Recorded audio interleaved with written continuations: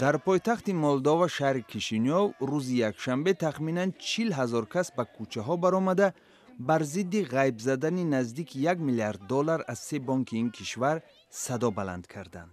این پول که تقریباً به 5 تولید ناخالص ملی مولداوا برابر است، در عرفه انتخابات ماه نوامبر گذشته به نام و نشان شده است.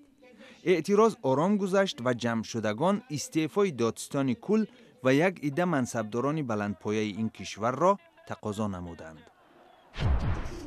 در پایتخت قرقیزستان شهر بیشکک به مناسبت 70مین سالگرد پیروزی بر آلمان ناتسیستی در جنگ دوم جهانی نزدیک 6,000 دانشجوی راهپیمایی نمودند. در این چاره‌بینی پرزیدنت قرقیزستان المازبک اتمبایف هم اشتراک کرد.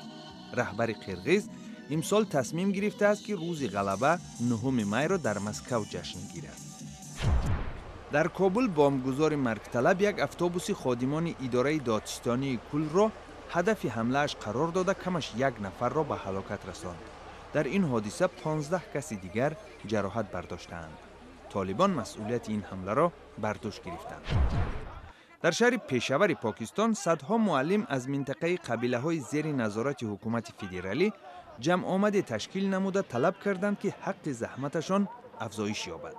معلمان تهدید کردند که اگر تقاضای آنها قبول نشود، آنها کارشکنی خواهند کرد. چون این عمل می تواند نظام تحصیل در این منطقه را باز هم پیچیده تر کند. سالهای اخیر طالبان شمار زیادی مکتب‌های منطقه قبیله ها را تخریب کردند.